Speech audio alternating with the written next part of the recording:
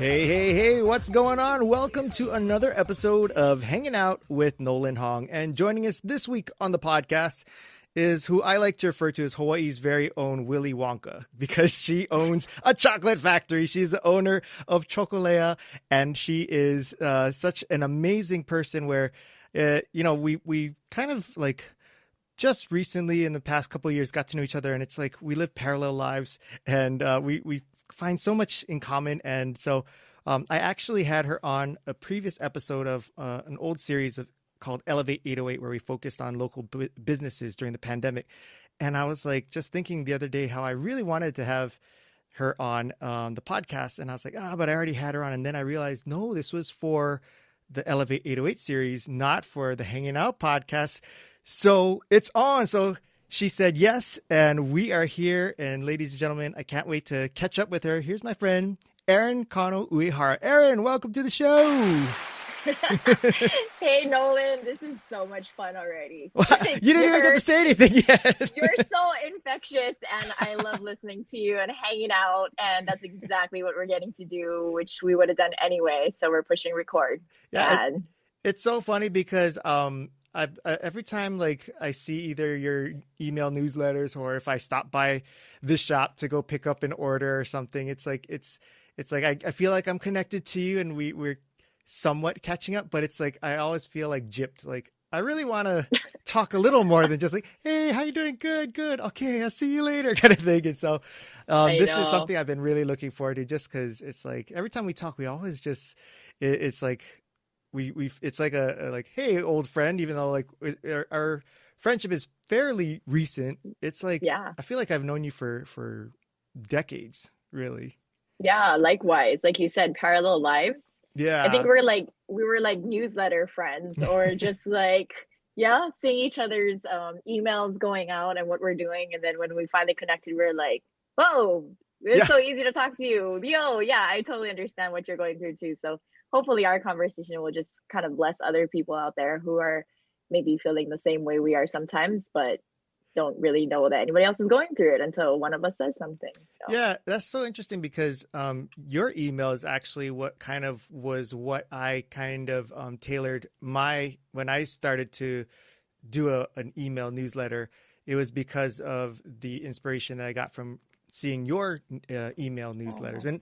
And if people saw both of ours, they'd be like, oh, Nolan, you got way more to do. but I'm just saying you are what inspired me to do mine, not to say that I'm trying to copy yours, because yours is way more. No, thank you. That is like such a compliment, but I'm actually trying to now follow your lead and shorten it, because everyone said, Erin, you're writing a novel every week. Can you just simplify it a little bit more? But so were you always like someone who liked to write? Was writing something that was a strong skill of yours? Not at all. It was actually a very weak skill. Like reading Really? and writing was a very late thing for me. I didn't read until I was probably in college, and didn't enjoy it until I stumbled across a book that I really liked. But writing was always a struggle. And I think pretty much in the pandemic or in hard times is when I started journaling. It's part of like a routine for me to get out what I'm thinking and write it down on paper and kind of solidify my thoughts. Yeah. And then kind of glance at that to use that as inspiration for work or life, or just, improving and growing as a person. So then I didn't actually think I was very good at all until I started sharing it. And some people were like, wow, that's really good. And I was like, oh, I don't know why people think it's good, because I grew up thinking my writing was bad. So I was like, well, if it helps you, whatever. I mean, I guess I do have comments on like, okay, your grammar was bad here, and you use and too much, and you say I too much, and those kinds of things. But I think the storytelling part of it is what I really like. So I just keep doing it. Yeah. It's so funny because I had the same feeling like when I was doing my newsletter. I was like, oh man, I'm not a strong writer, and like, who's going to be interested in hearing me, write about this stuff? And then to hear someone like yourself, who I, again, was inspired by with your newsletter, giving me a compliment, I was like, what? Really? You actually read that? Like, why? Yes. It's the same thing people tell me. They feel like they're just having a conversation with you, Mm. or they can hear you. And I think part of it is where we are missing relationships and connecting with people so Yeah. much, especially now that we're kind of yearning for that connection, and to feel just to feel like we're not alone going through it. So Yeah. So yeah. was that why you started the newsletter in the first place, or what caused you to come up with the idea to actually make this a regular thing for you? Yeah, it was actually the hard thing was that made it become the real thing. It was the pandemic. It was before we would send out newsletters maybe once a month if I remembered, Mm-hmm. saying this is what's for sale, this is what special is. And then when we had no chocolates in the pandemic, that's kind of when I was like, well, what do I have to send anymore? Or like, what do I Yeah. have to give anymore? And so it kind of just brought everything back to the mission of bringing peace to our world, one chocolate at a time. But I didn't have any chocolate. So I was like, what am I supposed to bring to bring world peace? And so I figured out I'd just start sharing kind of like my heart in everything and what was happening. And I did that one email at a time, one story at a time. And so that's kind of how that once a week, I didn't have a long-term vision for this, just once a week started sending out those emails saying, hey, I hope you guys are all doing okay. Customers now turned friends because I didn't have anything to sell them, so they weren't technically customers. Mm-hmm. And so I just started calling them my chocolate friends, and changing that dialogue really made it, because that's what they had become all these years of supporting me, was they didn't owe me anything. We didn't need to be in a relationship in any way because there was no chocolate on the table, but Mm-hmm. yet we were still wanting to connect with each other. And so it became like, well, what would you tell your friends? I would tell them that this is helping me, and this is what I'm struggling with, and this is what I'm praying for you for, and this is what's happening behind the scenes, you know. And that's kind of how it started, like the whole weekly emails. Was it hard for you to be so open about the things that you're struggling with? Because I think for before the pandemic, it seemed like for like especially like social media and all that stuff, you seem to always see everyone try to put their best foot forward and Yeah. not show the dark side or the struggles, the trials. And then now I think people are becoming more vulnerable, but in the beginning of the pandemic, that wasn't necessarily something we saw. And you were kind of one of the first people that I knew about that was so willing to Mm. just be open and here you are, a business owner, so you're representing the company, and your company is Sweets, which is like a positive thing, but you had the willingness to open up about, well, I'm human, I'm struggling with this, and it wasn't that you had the answers to it and be like, hey, I'm struggling with this. Mm. Here's what you guys should do, just like I did. It wasn't like coming from that point of view. Was it hard for you to be so open and honest in such a, I guess, public platform like that? For sure, because I think all the years prior, I was trying really hard to appear, and not only appear, but be successful. And Mm, what that definition looked like was really having it all together yeah. as like a wife, mom, business owner, leader. So I think when I felt like a lot of that suddenly got dropped, I felt really like, at first, a lot of it was like, man, if I'm gonna die and this business is gonna die, I might as well just share my real heart and everything and put it out there in hopes that I would help anybody else. So it was kind of like a blah blah blah blah blah blah blah blah blah send, and like in faith, Hmm. like, oh my gosh, I don't know what I just wrote, but I hope you don't know what's going to happen. It was so scary that it was Yeah. just like, I don't know what's going to happen. I just want to put everything out there and be like, I feel this, and I get it, and I'm thankful, and I'm grateful, and I'm exhausted, and all of these things. It just kind of poured out really naturally. Hmm. And then as I was aware of what I was doing too, there was moments of doubts where I was just like, whoa, now people are going to judge me. Now people are Right. going to say like, oh, she never really had it all together, or oh, she's not really a high quality brand because look at the quality of her. There was all Mm. these like kind of lies that you struggle with too, like, and that kind of had those moments where I was like, I can't push send. It's gonna it the my email campaign counts how many emails are going out in hyper speed. So you see 1, 2, 3, 4, 5, 6, 7, 5, 6, 7, 800, 900, Oh, and then you have 3,000, 4,000, and it's just like, so it's oh man. you see it going, and it's like, it's crazy. But like I would sometimes put it into like draft mode and Hmm. hold it, and then I would kind of freak out about it, and I would really kind of pray about it and be like, well, what was the whole point of this? Is it to talk about myself? And it was like, okay, well, no, it was to share the mission. Mm. So if it's truly to share the mission, then you will send it out because it's bigger than me. And it kind of would help take that focus off of me again too. So it kind of went in waves. Some weeks I could do it easily, and some weeks I really thought about myself, and that's when it made it hard to send out. Yeah. So What was yeah. the initial like responses that you were getting? Because it's a huge shift from, hey, I'm getting these emails from the chocolate company and telling me about the delicious chocolates that are coming out of sales, and then whoa, here's like a very like open, honest, kind of almost like an open journal to your life. Like, Yeah. what was the initial reaction? Did you get a lot of people responding to it? Yeah, so the initial reaction was, it blew my mind, because prior to this I would send out the emails and I would get maybe 2 emails back that would say you spelled this wrong or your date is Who are wrong. these people on your? You need to block them. This is horrible. That's harassment. That's grammar harassment. No. And then no, I mean they cared, and they were like, Erin, your dates are mixed up again. And I was like, oh my gosh, somebody needs to start proofreading these. No, but after the first one, it was the first time ever I had like a flood of emails, and it was bunch of stories from like, I'm feeling so alone, but you reminded me that I'm not alone in this. There were people who were just sharing their stories about what they were struggling with. There was some really encouraging things from people that were like, hey, I admire what you're doing, keep it up, people need to hear this. It was really truly overwhelming in the beginning, that Wow. I was just like clicking, reading, crying, responding. um and I think that's when it kind of hit me, like, this is something that's more, that should continue, even if I didn't feel like doing it for Hmm. that week. Um it was making a difference. It still is.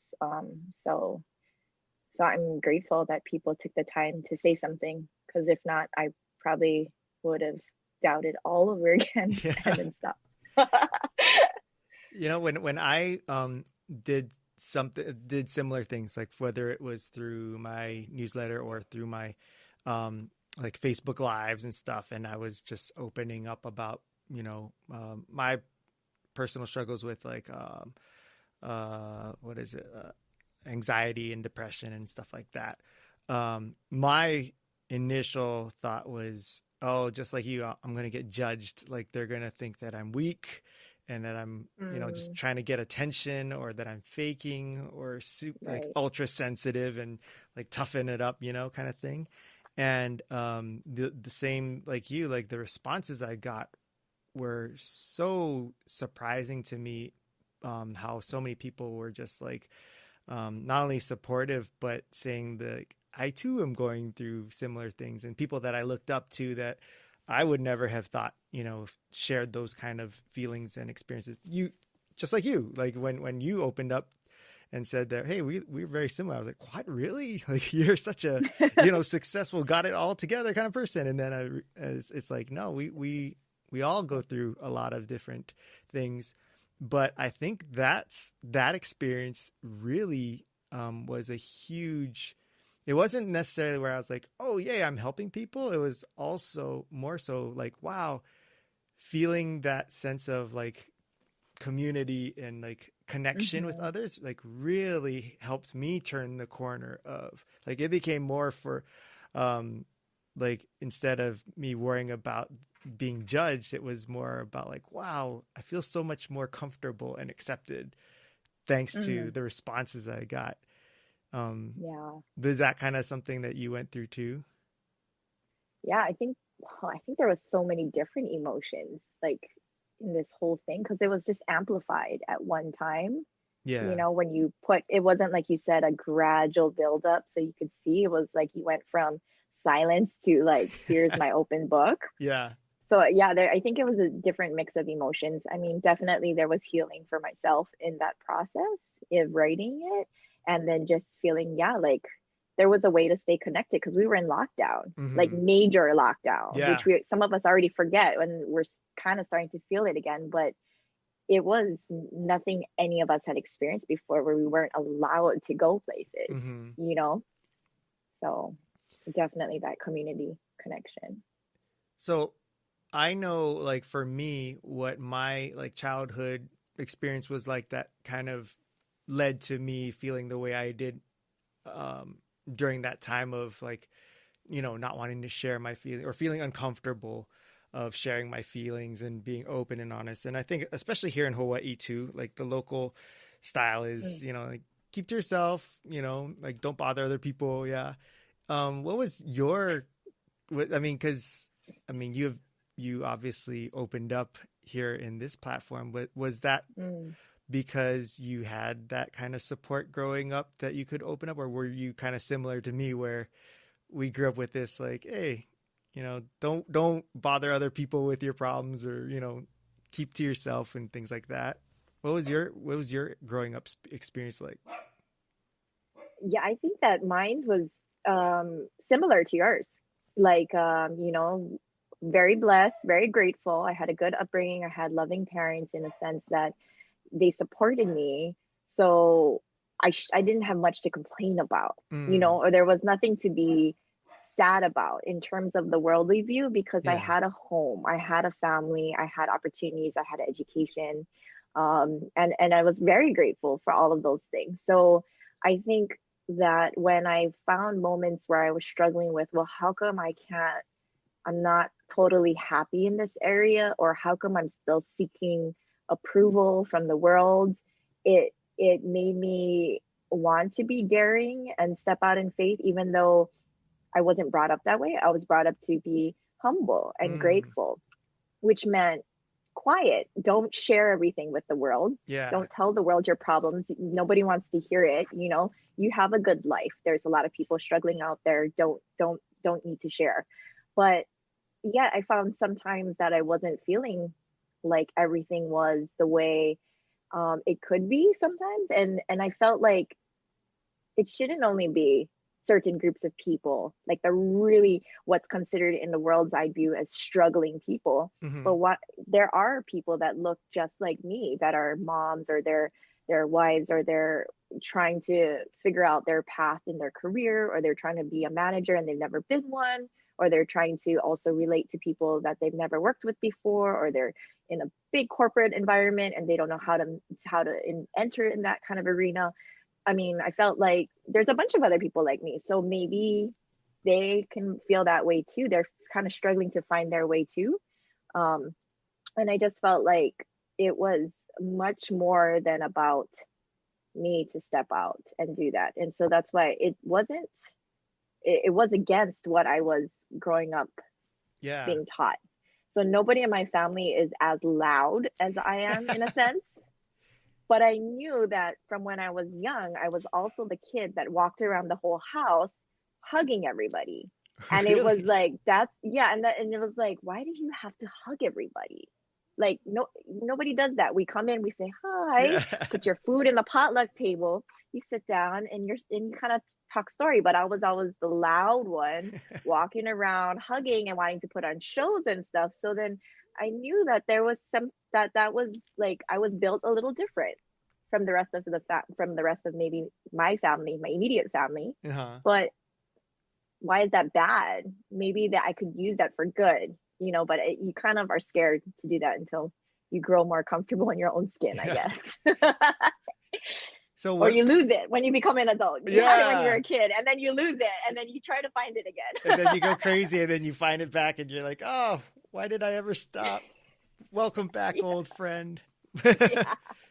So do you have siblings and stuff? Like, what was your family life like that you were the loud one that hugged everyone? Like, where did you have siblings where they're like, oh, there's Erin again? I had an older sister, and I was the youngest of like both sides of cousins. So like of everybody, I'm the youngest. yeah, so I guess I was trying to be like, hey, look at me, Yeah. you know, everyone who's grown up. I have no idea. Like, I feel like there's so much to dig into. And that's why I'm really curious. I feel like this is going to be a therapy session Yeah. where we're almost digging up, like, how come we are the way we are? Yeah. And I'm not sure. There's Like, do you remember always hugging people, or was that something that your family tells you about? You're like, oh, that's funny. I don't remember doing that. my family's not a huggy family. Yeah. They're not a very affectionate family, like affectionate, physically affectionate, and not so much with words, Yeah. but more by service. Like they do Mm-hmm. things. So my parents worked hard and they were always there for me and they provided and they showed love in different ways. But my love language was like, I love you. Yeah. I think you're amazing and I want to hug you. So it just didn't, it wasn't like most everybody else in my family, I guess. I don't know. But do you remember Uh, doing that? yeah, yeah. Like hugging everybody? Yeah. Yeah. Yeah, And do you, totally. do you remember like where you learned that, or like, did it ever seem odd to you that you're the only one doing it, or was it just like, oh, this is normal? No, I felt odd Oh, it did. because I don't know where it came from. It was just, Oh, that was just me. And I just remember everybody going, oh, Erin, you're Erin, the loud, huggy one. But I don't know. Yeah, I don't know. You're taking me back. I'm trying to think. because it's interesting because you are the youngest. A lot of the times, what happens is the youngest gets kind of like the most leeway and the most attention. Well, it could go two ways. One, they're the youngest, so they don't get attention because it's like, oh, we've gone through all of this with all the previous kids, like another one. And then there's the others who are like, oh, you're the baby. And they dote on you and stuff. So it's interesting to see that, you were so, um, like wanting to get that attention, but also give it to. So I don't know. I wonder if it's coming. Do you think it came from a source of because you weren't getting it and that's why you wanted it, or because you got it so much that you were like, I want to, yeah, raise the volume even more, and like, yes, you're giving me attention, but this is even better. Hugs are even better. It's so hard to remember because I always felt loved. I always felt cared for. I always felt appreciated, but I think I always craved it in a way that was different from what was normally shared. So Mm. I did attract to certain relatives who would were more affectionate naturally. Like I had an uncle that would call me sweetie. And so I was like, oh, I like being called sweetie, or like I had like I don't know, my grandma would be like, oh, this is my granddaughter, da, da, da. And I liked it, so I Yeah. picked up from different family members different things, and it just made me feel good. And so I kind of just kept going in that direction, I guess, until it seemed like it was too much or inappropriate. Then I tried to Yeah. tone it down, but that's really who I am. Like that's the hard part about how it is now is I miss hugging people Mm. and like getting Yeah. physically close to people and saying like looking them in the eyes and saying like, how are you?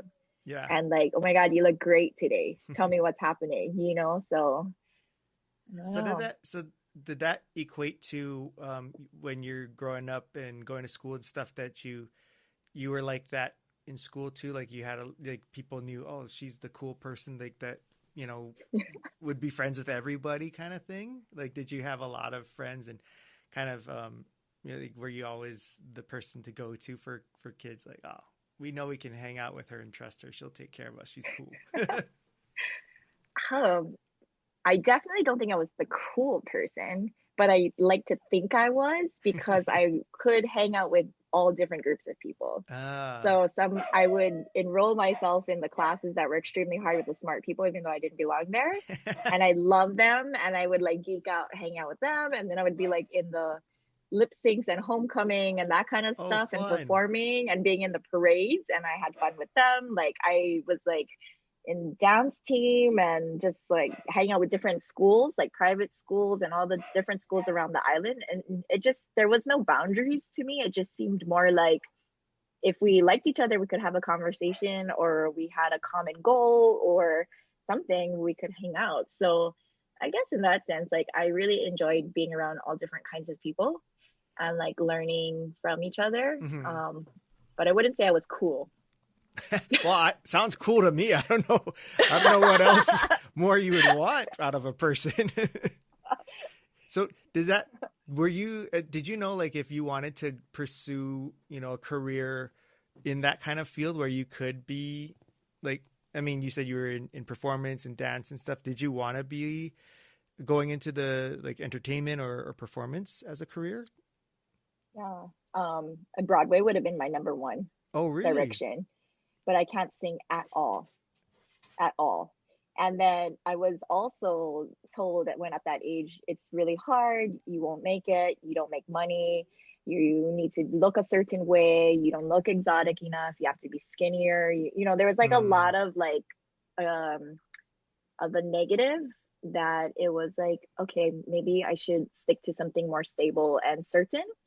And I wanted to do that kind of stuff, like acting or modeling or getting to be in front of, I guess, audiences, to be able to inspire and roar up the crowds. But it wasn't a path that was done before in my family, or that I've seen from a small person from this town in Oahu, like I wasn't exposed to that. So I think it was like the likeliness of that was so low that it was like, let's pick something that will more provide and do the traditional route of what you would make your, I guess, people proud of who you've become. Yeah. And so I went that route.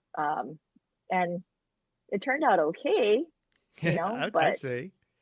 And but there's, you're definitely bringing smiles and joy to people's hearts in this way, versus like you would have been doing that, in performance, but this is just another way to people's hearts and stomachs, of course. Well, now, but I think right after college, I went into teaching. Oh, So I was in okay. education. Yeah. So that was very fulfilling because of what I could do with my students. But it sounds really weird, but I felt very limited to my classroom. Oh. And I felt like the world was so much bigger than the classroom. What age was this for? I did 1st and 4th grade. Oh, okay. And so I loved it with that group, but it wasn't, I don't know. I think I was like, I don't know how to make a bigger impact or a longer lasting impact. I felt like it was too small and too short. Maybe it's just my impatience, but I also burnt myself out because I quit. How long did you do it for? Only 2 years. Oh, wow. That was real fast. Yeah, it was like I just picked it. I was like, I'm going to do education. It's the safe route. It's the stable job. It's admirable. And, kind of checked all the boxes. So I did it. And then when I quit, it was like, what am I going to do? Oh, so you quit without even having a plan or? No. Wow. Why? No. So, I mean, that's interesting. You said 2 years, because for majority of my life, my like ceiling for a job was 2 years. Like every 2 years I had to switch a completely different, job. But what was it about it that you knew going from 2 years prior, like, oh, this is what I want to do, to I know so much, so confidently that this is not for me, that I am willing to move on without even knowing what's next? Like, what was it? Just simply that feeling of unfulfillment, or was there some way? How did you know for sure? Because I think a lot of people, especially those who listen to the podcast and stuff, they go through similar things where something just doesn't feel right, but they either are too afraid to take a step, or they, which is what I went through sometimes too, was like, I worry like, oh, is it just me making excuses to, run away from, hard work? And then I felt guilty for quitting or changing careers, because I was like, oh, maybe I'm, you're supposed to like not like your job and tough it out and stuff. I know that's not the case now. Like after looking back, I'm like, oh no, I was leaving because I shouldn't. That wasn't what I was supposed to do. But at the time, what was it for you that made you feel like, this is the right choice to step away here at this time?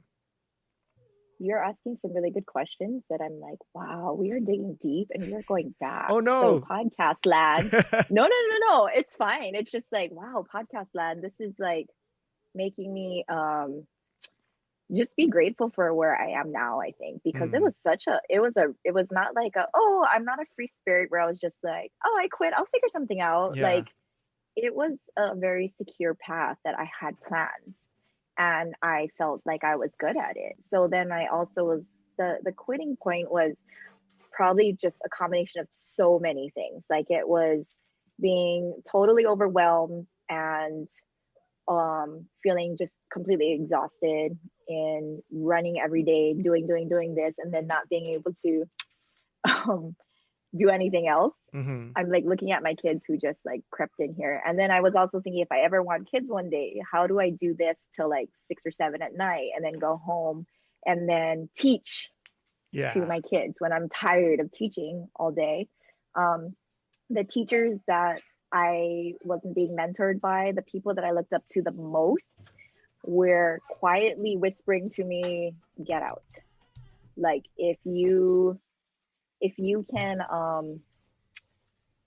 if they weren't tied into a mortgage or a family or this and that, because I was still young, they said they would have gotten out. And Mm, that was like a red flag to me too. Like I was like, these are the people I respect and look up to the most. yeah. Um, and there was that feeling of there's something more.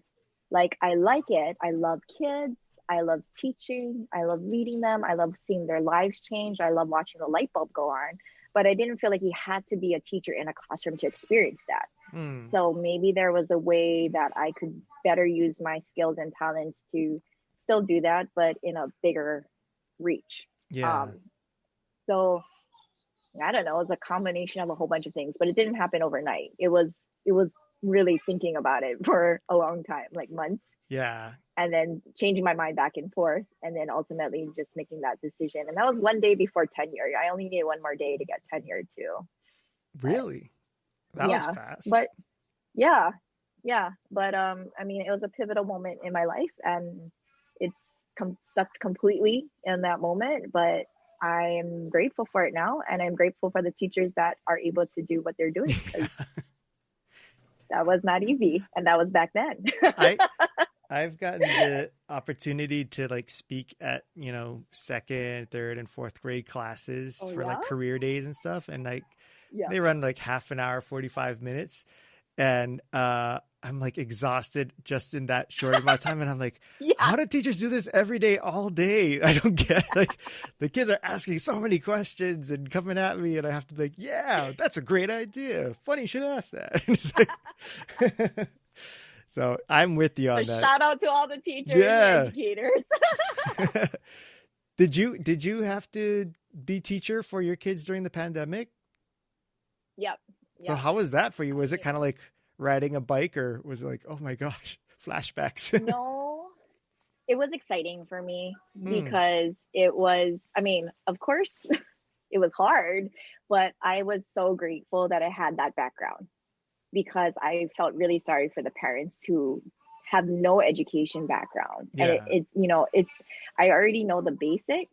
So I know what sets kids up for success. I know what they need, or, like just having that flow of like, okay, let's go, let's have some structure and routines. Let's change it up. Let's have a schedule for the day. Let's create that, normalcy for them was something I was grateful for that I was able to do in that time. Um, but it wasn't easy because I was also still trying to work. Hmm. What Can do you hear them? Yeah, I was gonna say it's funny because just as your kids came into the room, my Yeah. fur kids came into the room. And I don't know if it'll pick up on the podcast, but this like whole time they have been like scratching and crying on the door. Oh, I It's can't hear them. oh good because I don't know if you can hear mine though. yeah, but it's almost like exactly at the same time. As soon as I heard your kids walk in, like my dogs finally broke free and they came in. So it's like, oh, again, parallel lives, right? Like you Yep, and me. yep. And we're just gonna roll with it. That's what happens when you have conversations. Yeah. They're not pre-planned. Like at first I'm gonna ask you how are you, and then you're gonna say this. You know? There's no guide to how you have normal conversations. You just have them, right? Yeah, yeah. You're just hanging out, right? But so you're mentioning that like, yeah, you wanted to talk about like, what's been going on, catch up. So, we went back in time with, your past, but what's going on with you now? I feel like I haven't really talked to you other than, like I Yeah. said, stopping by and picking up chocolates and saying, hey, hey. Yeah. Well, it was going pretty good. Like we started getting the hang of um just having routines in the pandemic to make life as normal as possible, finding new hobbies, doing more outdoor activities, spending more time with family. And the business we were learning to pivot again. And I feel like as entrepreneurs, you're like that anyway. You're Yeah. kind of always trying to figure things out. You're looking for the next thing. You're adjusting with, okay, this supply is not here. Now, what do you do? Nobody's shopping for this. What do you do?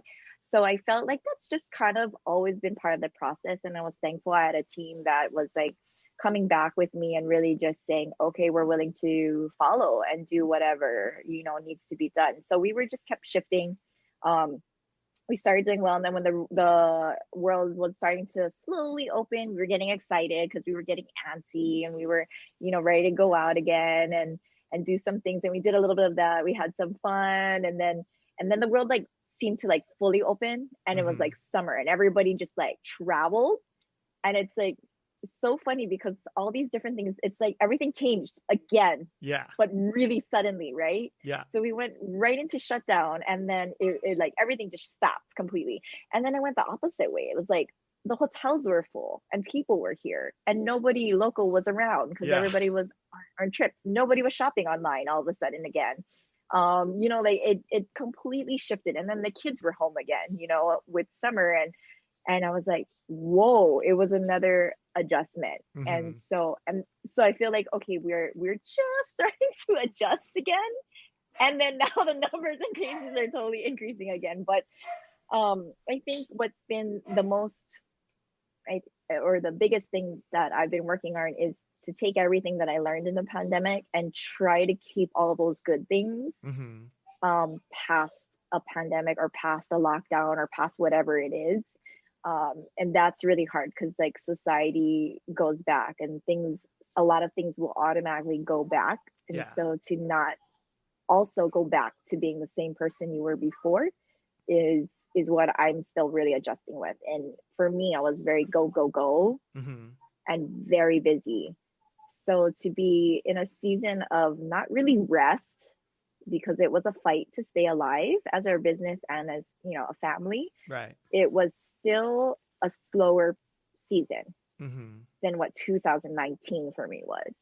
So now going into this, whatever this world is now, it's kind of trying to not go as fast as before, but not go too slow or I don't know, like spend time in the business, but spend time at home, spend time with kids, spend time by myself, spend time with my spouse, spend time with other people, be in the community.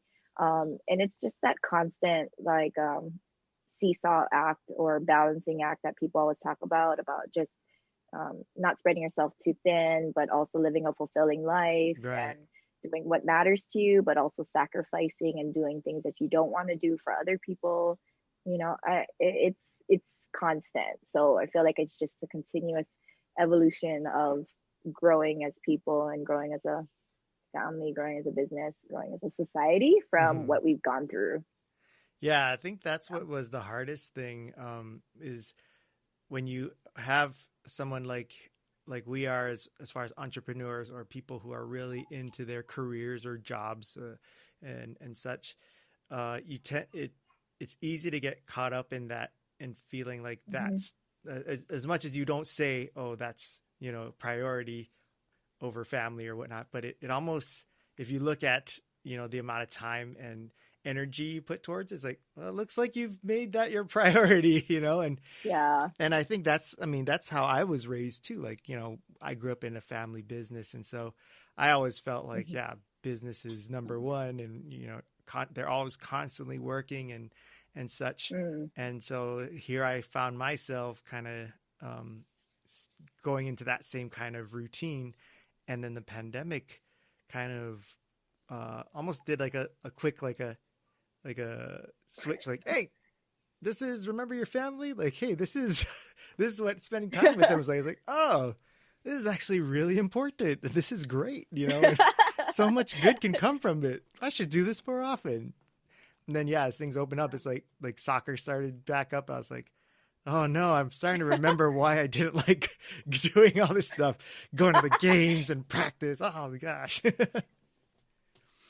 But yeah.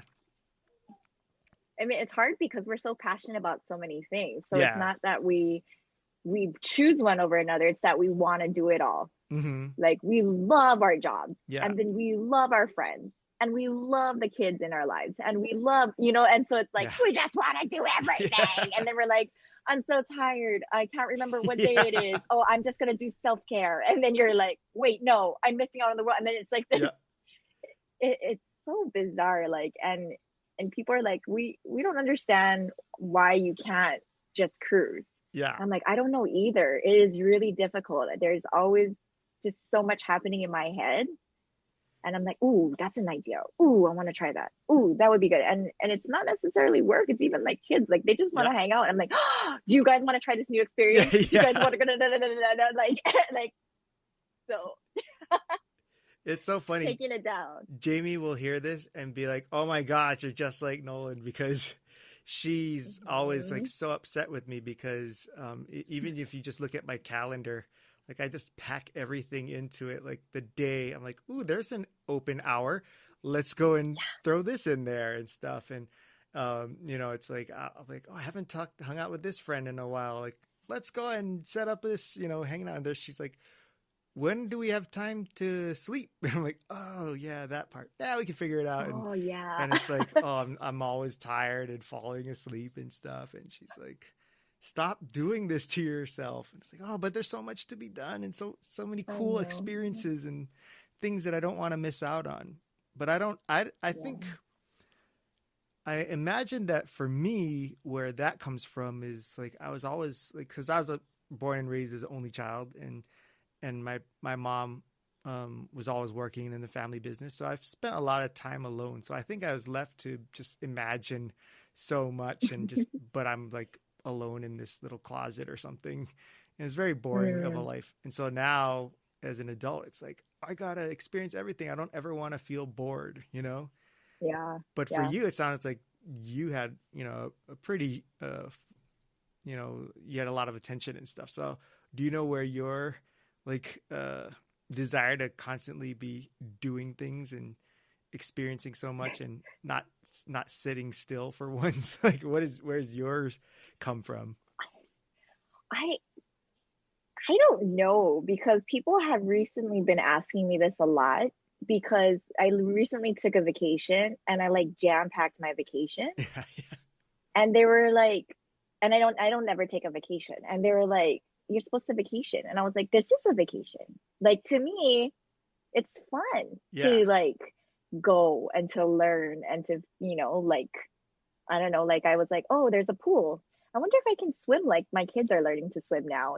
Like, can I do these strokes too? And then I was like, okay, I'm going to get goggles and I'm going to try. And then I'm like, it's like, oh, how come you don't just lounge by the pool? And I was like, oh, I can do that too.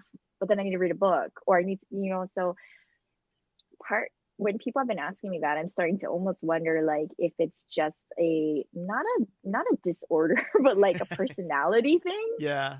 Like, if there's just other people out there. And so the more I listen to the people that I admire and look up to, they are very similar. Yeah. In that they're just very creative brains that are very artistic and very inspired by simple things everywhere.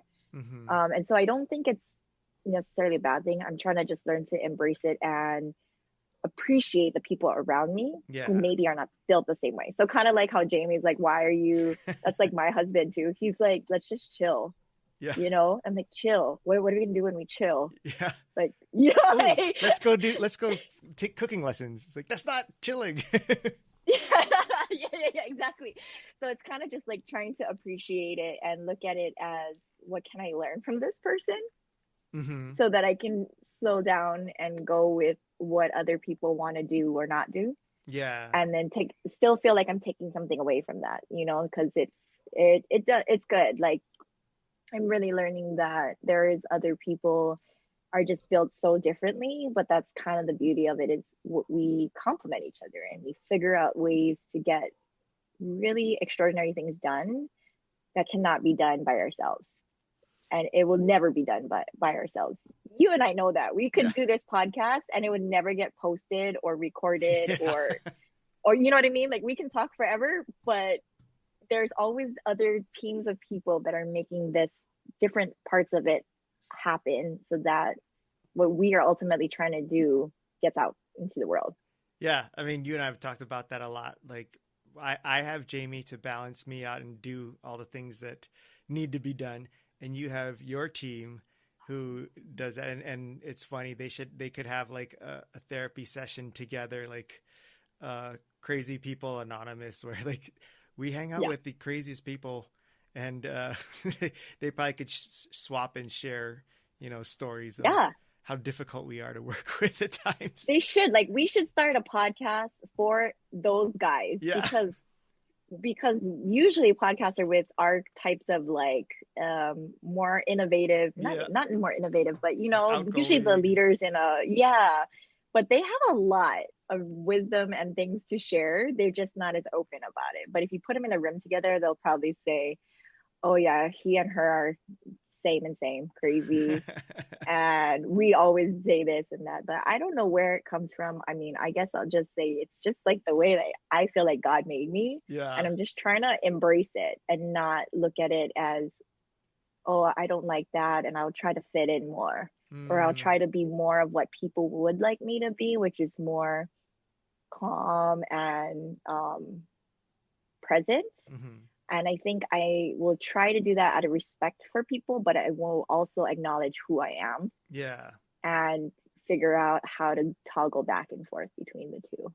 Yeah, and maybe it's not necessarily that you need to change because you need to fit in more with others, but maybe they just weren't built to be the ones that you are around. Like, it's like they're not the puzzle piece and so you've done so well in associating and surrounding yourself with people that do fit in with who you are, so that you can unapologetically be yourself.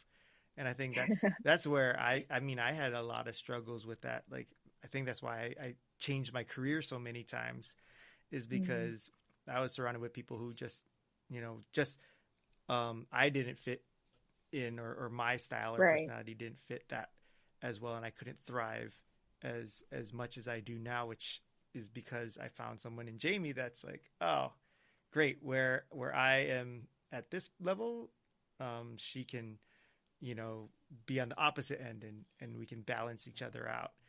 And so I think that's been really freeing for me, that I've gotten to be a lot less like apologetic or not apologetic, but like insecure about myself, because I finally feel like comfortable, like, oh, there's actually like a use for me the way I am. Yeah. Because you do think something's wrong with you. Yeah. And then you're like, well, of course there's always things we can improve, but really what it comes down to is like how you just said that, it made me think about, it sounds so cheesy, but like the whole love and respect thing is just basically what it is, right? It's saying, hey, I acknowledge that you're different and whatever, or we're not seeing eye to eye on this, but let me just say I respect you as a person, or I love you as a family member.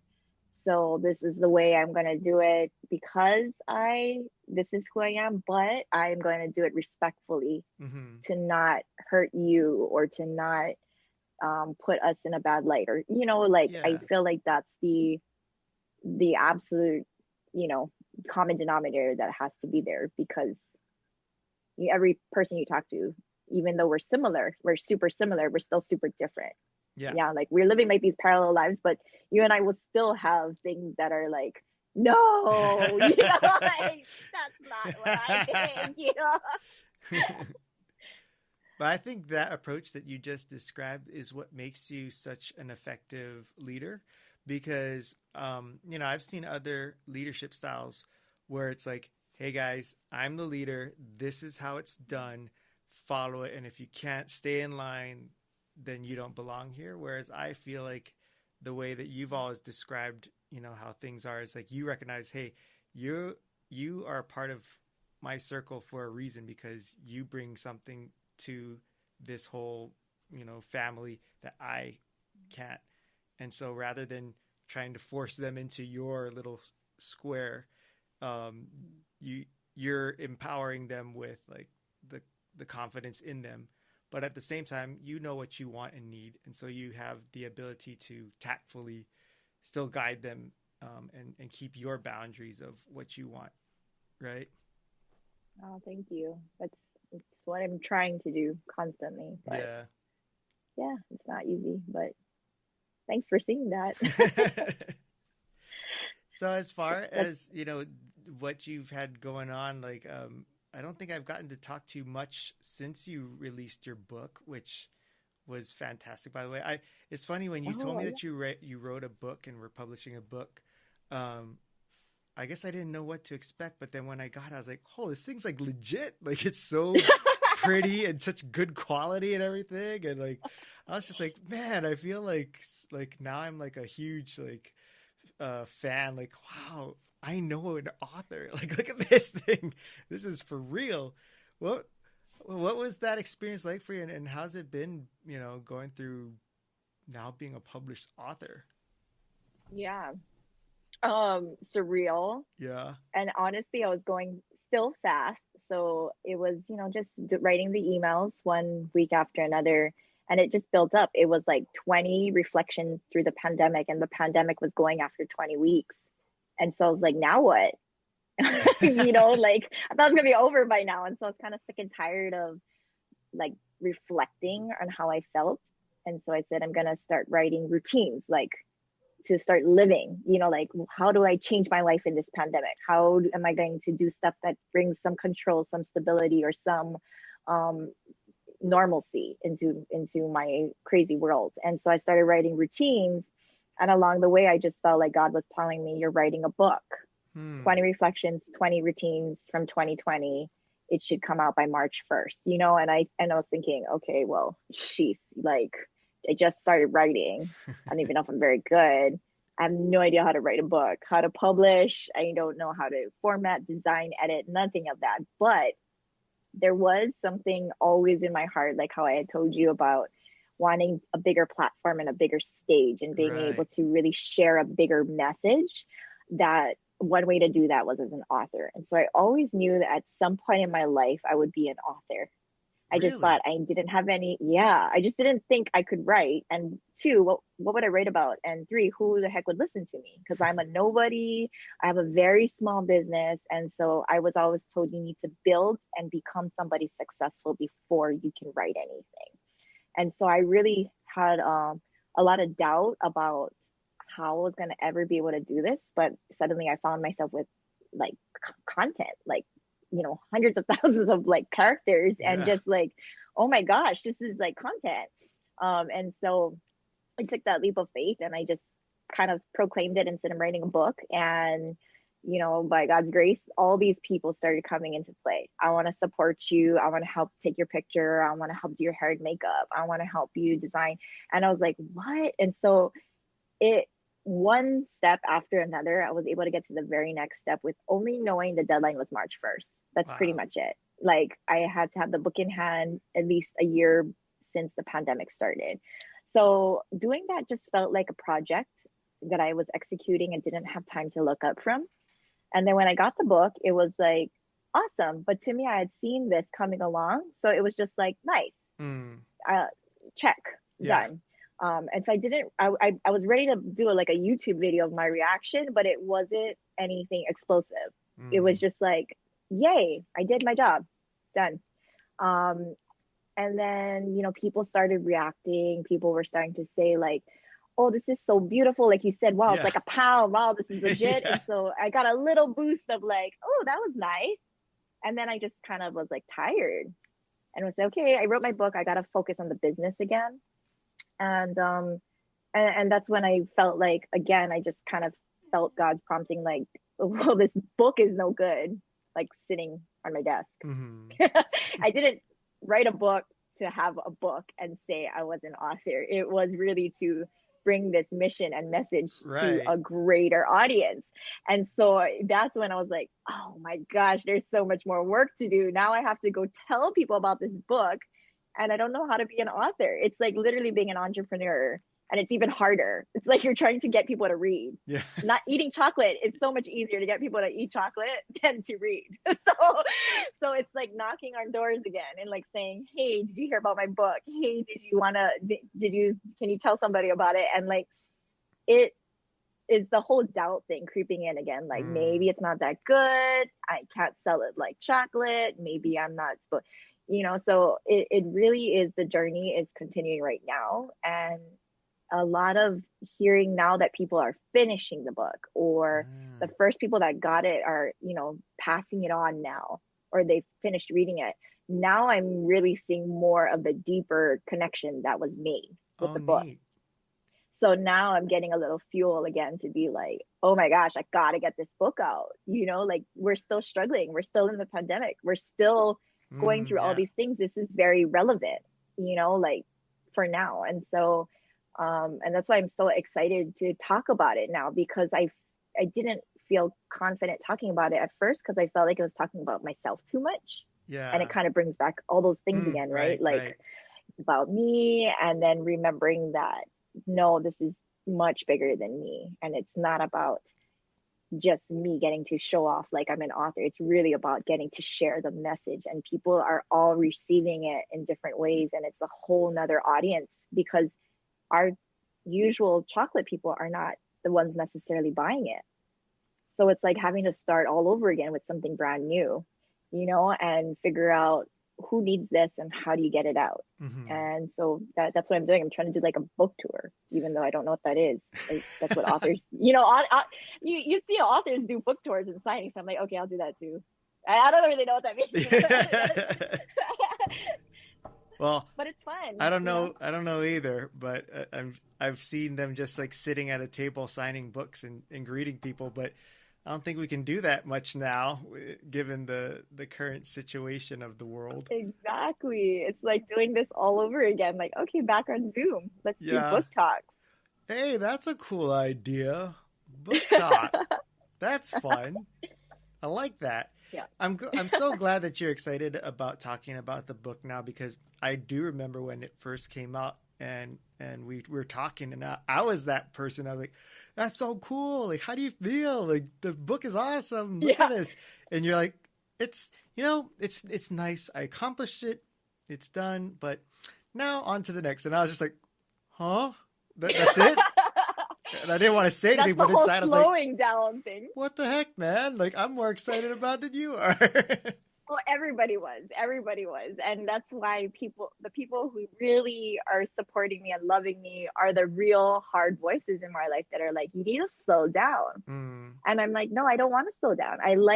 I've actually started writing book 2 and 3 before. Oh, wow. So by that time people were doing that, I was already writing something else. And they're like, no, you need to slow down and kind of enjoy this and see the benefit of what's happening and listen to people's stories. And so in that sense, that's the kind of, not changing as a person, but trying to grow as a person by listening to what other people might have to say that really is helpful to not just do, but to really do something to accomplish a bigger impact, on this world. And so I am enjoying it now. So thanks. I know I was being super real with you, and I was like, it's good. I'm done. I mean, I look at this book as basically the conduit to connecting you to people. So it's not just that you're just trying to give somebody something. They're also now able to give to you. Like, it's a sharing, and this book creates that connection. And so I think that's what it sounds like you're realizing with this, and that's why it's so much more meaningful to you now versus before. I think is probably like, oh, here, let me give this to you guys. Like, this is my gift to you. But now it's more like, no, this is something that we can do together as far as like creating these connections. And it just so happened that it's on paper, that I wrote, but this is for us. And that's probably why you're so excited about it now, yeah? That's so good. You kind of tied it back. Like it really is about that all over again, what it started with, that community, that Yeah. connection, the relationships, and not just a product. Mm-hmm. Yeah. Have you noticed like some of the feedback that you've gotten from the book, like where people like mention things and you're like, oh, I wrote that? Like, I don't remember. I didn't realize I talked about that. Oh my goodness. Because it's a lot. It's a long book. There's a lot of stuff in there. I imagine Yeah. there's things you might have even forgotten that you talked about, right? Oh, yeah. No, I'm rereading the book every week according to the chapter in real time. Oh, So what's funny is like I'm doing it like a read along with everybody in a sense, you know. So I'm still doing the same things, like I'm journaling and I'm writing my devotions and things every day, and then I'll read the week and it's like sometimes the same. And I'm like, oh my gosh, I still never learned that lesson like a yeah. year later. Um, so I think the feedback I've been getting from people is like a lot of it is they appreciate just how real and authentic and vulnerable I am, which is nice when you forget sometimes because you're like, I am. What did I say? What did I say? Yeah. But then when I reread it again, I'm like, well, if that's what people appreciate, it's also very freeing, like you said, to just Mm, be yourself and to be like accepted, you know, yeah. for your flaws and your inadequacies, and that being able to say that, and that we can still live our lives. We don't have to put up a facade of like, yes, I'm excited about the book, you know, like, but to really be like, I am excited about the book, you Yeah. know, it is freeing in a way to, and I hope it gives other people the permission to do the same, because I'm sure there's people going through the same things that I'm still going through, and so we can kind of do it together. So now that you're finally excited to talk about the book, for those who are unfamiliar with the book, what is the book about, and kind of what is it that you're seeing you and readers are getting out of it? Yeah, so the book is our mission statement, but with just a different word in it. So it's bringing peace to our world, one chocolate story at a time. So it's really continuing that, or kind of growing on what was the original mission of the company, but in a new format, through a book and through storytelling now. And it is 20 reflections and 20 routines written in real time in the year 2020. So it's like the first 20 weeks is everything from like complete loss, losing everything in the business, to just highs, like how I got to be with my kids more and get to Mm, see the little things. And then it goes into routines that I use in my real life every day to help me to get through week after week. So it could be like, one is a morning routine and just what I do specifically every morning to help set the tone in my mind and my heart for the day.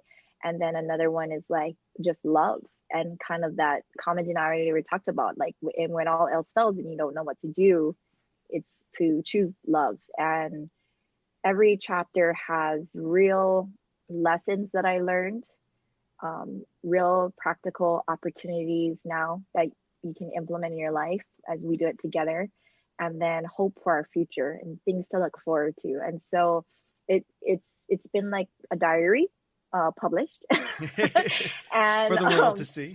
for the world, or what, and really it's to come out of whatever people are going through, Hmm. um, as a better version of yourself, into Mm. a new normal, or a better normal, I guess, is what I was thinking. And some people also look at it as a time capsule, which is very interesting, Oh yeah. is they've seen it more as like they don't remember themselves, Mm. what happened in that crazy year. Yeah. So a lot of people are reading it and they're so grateful because they said it's like I documented how we went into lockdown, and so what it was like in Hawaii, you know, how Yeah. what businesses were allowed, what wasn't, and then there was a hurricane on top of that, and then there was a fire, and then there was, you know, the distance learning. So they feel like everybody's connecting in some way at different levels, where they can relate to so many different aspects of the book, and it kind of just it encapsulates and I can't even say the word, see, But whatever but you that would have time written it period. right. Yeah, no. Or somebody would have edited. Yeah. One of those people would have emailed you. So yeah, that's the book. It's like over a pound. It has like full color photos that I took throughout the Yeah. 40 weeks from my phone. So there's like real raw pictures, and it's so cool. It's something that will last and can be shared. Which is what was surprising to me, because you said that, you had photos from your phone. So I was expecting, oh, printed, it's going to be all grainy. It's like, oh, is there like super high quality photos still? Like the whole book, like that's, I mean, I should have expected it from you, but, I, I kind of don't really know too many, published authors. So my expectations are pretty low. So when I got your book, I was like, oh my gosh, this thing is so good, like such high quality. It looks beautiful. And you mentioned about having someone like a photographer to help with the cover photo. So I wanted to ask you that, because it's one of the best photos. Like, I think you looked just so great, because not only do you look beautiful as you normally do, but it seemed to capture like an honest capture of you. It didn't seem like you were posing or anything. How did you get that shot? Do you remember? Yeah, I totally remember, because that was not supposed to be the cover. Oh, That really? was a test shot. Yep. No It was way. literally a test shot. We were trying to get lighting Yeah. and just like different outfits or different like spots to sit. And so that one was really natural. I just sat on the ground like I like to do sometimes. And then just had the things that I would have with me, like a journal, a pen, a Bible, a chocolate, a coffee, And Uh-huh. so it was really just being supernatural, moving around in the different space. And I worked with a great photographer, Karen DB Photography.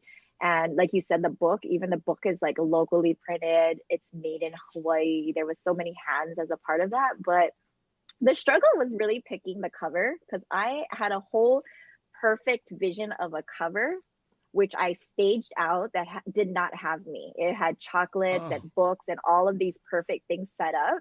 And then when the whole, and the photographer just shot like crazy, including what I had planned. And then when we sent it out and we, share with family and friends, like everybody was like, you have to be on it. And I was like, Mm. no, and they liked that photo. And I was like, no, that's not even the one that has the branding and everything that I wanted.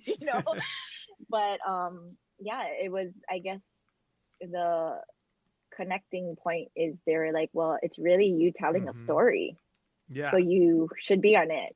And yeah, so that's what it is I'm now. so glad that you listened to them, because I can't imagine it looking any better and more appropriate than it did. Because what you described with your quote unquote perfect cover idea, I'm like, oh, that doesn't sound as cool as what I saw in the actual cover.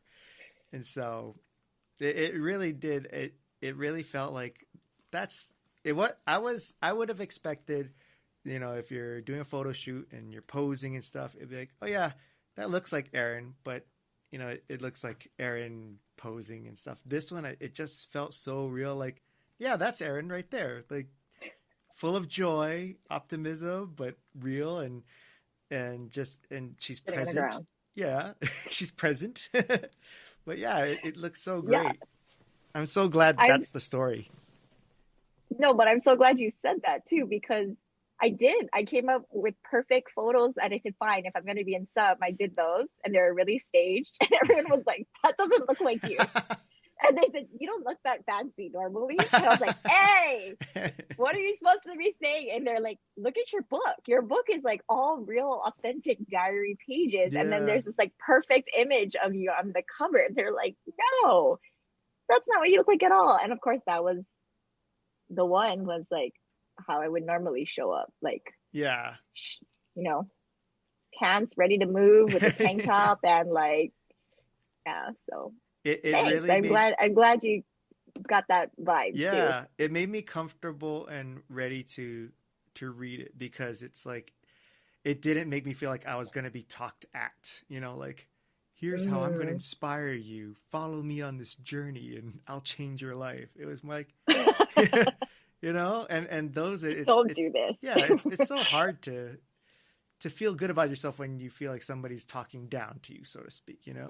Whereas yours was like, hey, let's go on this journey together, you know. And that's the vibe I got from seeing that. You're very approachable. Yay! Just like you That's are in the real whole life. point. So you said Just wanted to be your chocolate friend. Yeah. So you said you've already started books 2 and 3. What are those going to be about?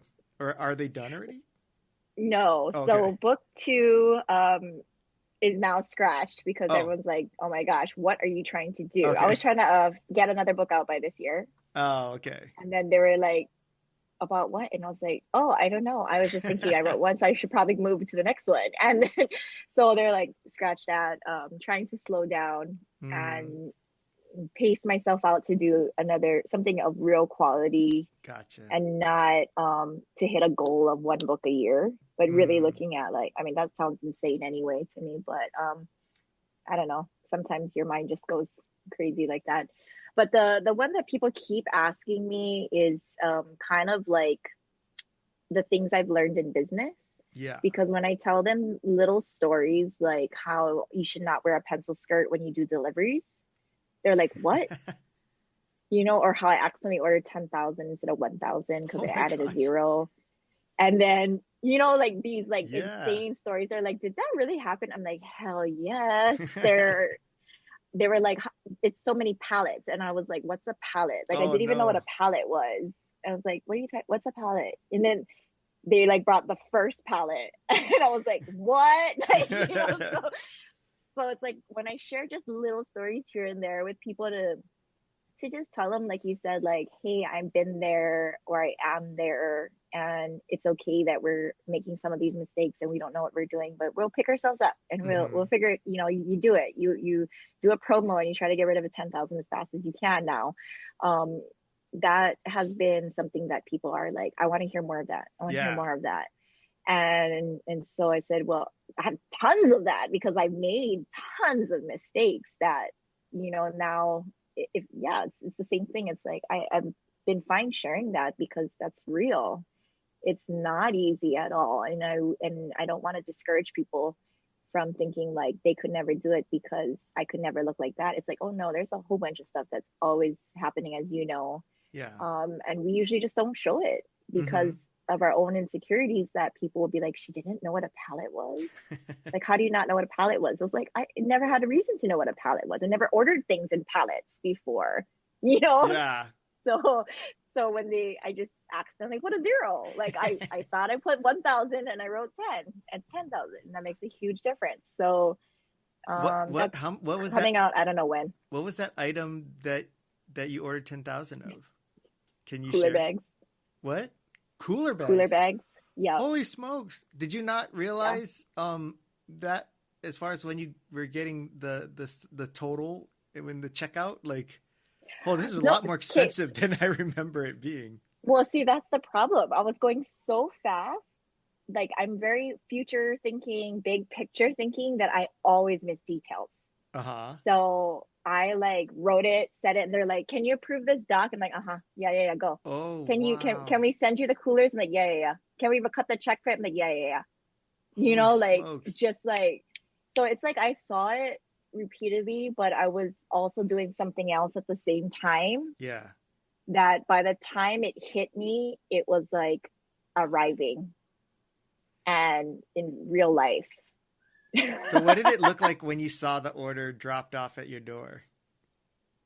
Oh, I cried. Oh, really? I cried my eyes out, and I started calling. I pulled over. I like called everybody I knew, and I was like, do you have space in your house?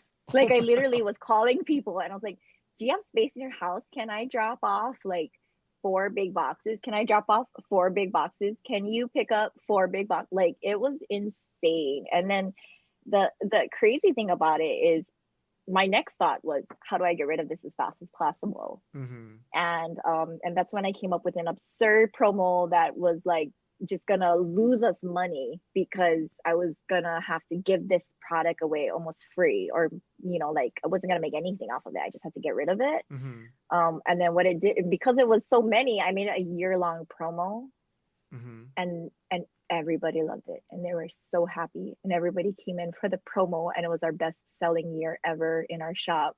Oh, because wow. everybody wanted to hit the dollar amount to get the free cooler.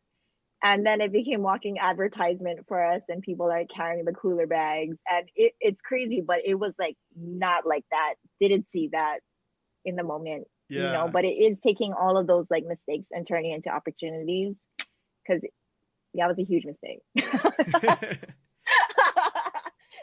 I have no one to blame except myself. did did anybody, was it your husband or some of your employees and stuff, like did they give you a lot of grief on top of like, how could you have ordered all of that? How were you not paying attention? Well, yeah, but I mean that's why these people, I like love them so much. Like my family, my team, my partners, because they truly love me as a person, because they know that I do this dumb beep, that I make these mistakes, but I mean well, but I make these mistakes that they just go, "Oh my God, Erin, here you go. You're gonna figure it out, right?" And like, yeah, I'm gonna figure it out, and they're just like, let me check for you next time. And I'm like, okay, you have my permission. Here's the, you do it next Yeah. time. So it does, I mean, it has helped me to learn to also let go and trust people and see the good in other people, because it clearly showed me what my shortfalls are. Yeah. And that it really is better to just surround myself with people who are ultimately on board with the same mission, but have totally different skill sets. Yeah. See, I love this concept of you sharing these kind of stories, because so much of the times, people are sharing stories of their success and like, here's follow these steps and you can be like me. And a lot of times, while that's helpful, there's also, you run the opposite effect where people feel like, oh, it's so unattainable. Like, I'm not like you. Mm. Like, you're successful because you're special and I'm not special. Whereas Oh, you're yeah. saying like, hey, here are all the things that could go wrong, and yet they still have value, and there's still things that you can gain and grow from. And I think when we as people feel that confidence in, it's okay to have mistakes and to be flawed, and that's Mm. actually a good thing. It's so much easier to accept yourself, which was so hard for me earlier in life. Was just like, I would look at other people who are successful and just make my assumptions like they don't have a bad day in their life. They're so much smarter Yeah. and they're perfect. And I can't ever be like that. And so whenever something would go wrong, I would use that as proof, like, see, I'm not special. I can't do it because look, I screwed up. They wouldn't have screwed up. Mm. So to have you open up and share, and I'm sure there are tons of people who look at you and think, oh, she's one of those successful, perfect people that, I could never be like. And then you say, no, no, look at all this. Like, I ordered 10,000 cooler bags and cried myself to sleep every night. It's like, oh, and you're still okay. So if that happens to me, I'll be okay. That helps. That makes things a little bit more digestible. And so I'm really glad that you have this idea. I agree with your friends. Like, hold on to that for now, and let's concentrate Yeah. on this current book. But I think when you're Yeah. ready to do that, that's going to be such a great read. Oh, thank you. I know you're the first I'm sharing that with. Like, Yes, another yeah, exclusive. yeah, for real. You are. So if you're listening, this is the first like to hear what it's been about. I always have these docs in progress kind of thing, but I never share it because of that same doubt that like, Mm, well, what if it's not good, or what if it takes longer than people expect to come out? And so when you said that about just being able to share that it's not perfect, it's not that easy, I yeah. feel exactly that way too. We're all human. Like, Mm-hmm. I don't think people look at me in that way. So when someone says that, I'm like, what? Why? Do you know that I just did this? Yeah. Did you know that I just like, like, and my husband always say, if people only knew the Oh, real but Jamie says then that at to the me same, too all the time. they're like, if only they knew. And I was like, well, they know now because it's all in there and it's still coming. But that's how, that's how we want to live life, is being us. And it's totally living up to your mission, which is, Mm-hmm. you know, bringing peace and joy, making the world a better place. Like, I think that's how you do it, is empowering people to feel comfortable with who they are and realizing that they matter, they're good enough, they're great. Um, and you're doing that through your connections, through your business, through your newsletters, through your book, through your conversations and your relationships, like all of these different avenues of connection that you have built. We laugh about how you have so many different projects, but if you take a step back and look at it, they all led to the same goal here and the same Right. result. And so it's kind of really, really beautiful to see in retrospect in this past, hour and a half, like how it all tied together and where it's Mm. going. It's really remarkable. Wow. Thank you, Nolan. Like it's an honor and a privilege because it's just, yeah, peace, bringing that peace to our world one chocolate at a time is always like, sounds like a more temporary happy thing that chocolates bring us, Mm. but it's so much more. And I've always known it's so much more, been afraid to share that Yeah. that piece is really not only a piece of chocolate or temporary happiness, but it's a long lasting, it's a inner peace, it's a self peace, it's God's peace, it's finding the peace that is not, it's something that we have to actually work towards Yeah. in a sense, or it's something that we have to choose to believe in and not just like keep covering it up, Mm-hmm. but Right. that's how we could have that lasting, everlasting peace. So it's I can die happy. I mean, that's what we're kind of all looking for too, is the Yeah. purpose and to be loved and to love others. And that's what I get to do in a much greater way. So it's always just an honor and a privilege to be able to do that. So Well, I'm so thrilled and grateful to have connected with you because, talking with you all the time, it definitely it enriches my life just to know that there are people like yourself who have this kind of purpose and energy and intention. And it makes me feel so much like in a world where there's so much other things going on, to be able to connect with you on this and not have to talk about, oh, that's the doom and gloom and sadness. mm-hmm. Instead, it's like, no, there's still really great things, great connections, great relationships, great purpose in our lives. And, Mm-hmm. you spending this time with me tonight was really meaningful. So I really appreciate you and all the work you're doing, and for being willing to just be open and vulnerable, because you really are making such a huge difference in other people's lives, and just as much as I know that they're all making in yours too. But Mm-hmm. it's been really neat, building this friendship between us, and seeing what you're doing with your friends and your community. It's really cool. Likewise, Nolan. Thank you. So I promised you I'd keep this short so that you could tend to your family, and I totally failed at that and kept you super long.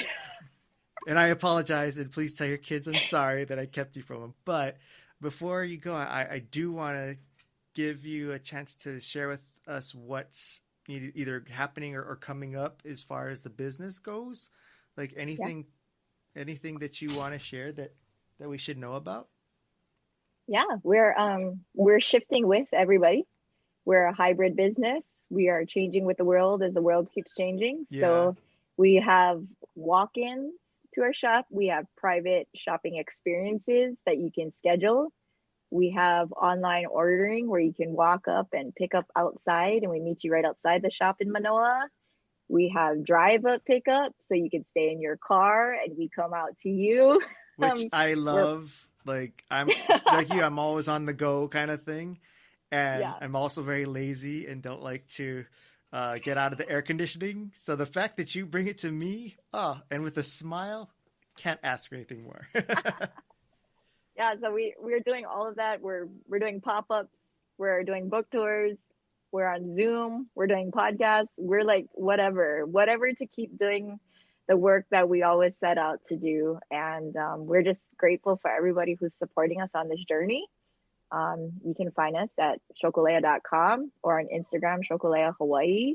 And yeah, let's keep doing our part, however it is, bring peace to our world, one whatever at a time. One whatever. I like that. That should be the title of the next book. Bringing peace one whatever at a time. Hey, last time I talked to you on the other show, you gave us a sneak peek into a possibility like of a new creation of a flavor. Do you have any special sneak peeks or ideas that you are willing to share with us here? Since I get the exclusives apparently. For sure. No, we have, September is our 7th birthday. Oh, wow. So we are going to celebrate all month in a totally different way. And then every month there's a theme. So like you're going to see a twist on like Halloween candy in a truffle form in October. You're going to see twists on like traditional pies in truffle form in November. And because we have to be so ahead of it, we already pretty much have our Christmas menu locking down. I'm like working on the final packaging and things as we speak, but we're doing everything from like a little stocking stuffer all the way up to like a exclusive bundle. So there's like something for everyone. There's old classics and favorites that people love, like our Choco leʻa, and of course the signature gingerbread and peppermint kind of truffles. And then there's new things. So and I'm already like looking at 2022. So it's like, that's where I could keep going, but everyone's like, let's just talk about the next quarter. Yeah. I'll help them and say, okay, you can stop there, Erin. I'm just relieved because when you start bringing up Christmas, I was worried you're going to say, and so we're already sold out, because that's what always happens. I think last year I actually had to like text you and be like, hey, do you happen to, I was supposed to order and I kind of missed the deadline. If anybody cancels, can you get me one? So I'm glad you haven't sold out yet. We've built up, so I'm glad like we are using data. We are like planning ahead. We are getting better at not repeating. So our team is just like trying our absolute best to guess everything to the best possible. Kind of like how we're always guessing like what's going to happen next month. Yeah. And what will be okay. Yeah, we're doing the same thing. So we're feeling pretty confident that at least we're giving our all. And then after that, who knows what's going to happen with the world, but we are planning for everything the best we can. So. Well, on behalf of my wife, Jamie, thank you for providing her with the lifeblood to her veins. She is made of chocolate, and without you, she would surely die. So thank you for keeping her nice and sweet. Oh, I'm happy to. I love Jamie. All right. Well, I'm going to let you go. Again, please send my apologies to your family for keeping you way past when I promised I would let you go at. But this was so fun, and I really am grateful for this time that we had. And I'm so excited to see what's next for you. And I'm so glad to see you thriving. And we need more people like you. So I'm glad that you exist. Oh, no. Thank you. No, let's keep hanging out. And thanks, everyone. Yeah. Thank you. Okay. Bye. Bye. All right. Our thanks to Erin for hanging out with us on this week's episode of the podcast. Oh, I feel so bad because I was telling her, when we were scheduling this, she's like, I can do it at this time, but I have to, feed the kids and stuff. So, just want to be wary of the time. And I was like, oh, don't worry. We'll be done in an hour. And then, as you see or heard, we went way over that. So my apologies again to Erin's family for keeping her hostage for so long. But it was so good. And I just, you lose track of time a lot when you just get so caught up in conversation and things. And with Erin, as I had mentioned, like we're fairly new friends, but man, it just feels like we've been connected for so long. So like when we have these times when we talk. It's just like, we can spend hours talking and time just flies. But I'm really stoked and that's, if you hear that, that's Nato. Her and Emmett have been, they locked themselves out of the studio, and I didn't want to interrupt the recording, and they've been crying outside of the studio, but they locked themselves out, so it's their own doing. Anyways, just want you to know that I'm not like torturing the babies. They're just really needy. Anyways, I'm really stoked for what Erin's got planned and what she's doing. And so for those of you who want to get in on the book or the chocolates, like go. We'll have the link to their website and social medias in the show description. But Choco leʻa is like hands down the best chocolate in the world. So if you haven't had some chocolate or recently, go check out their website and get some delicious chocolates, because it's so good. All right. That does it for us on this week's episode of the podcast. We'll catch you next week on another episode of Hanging Out with Nolan Hong.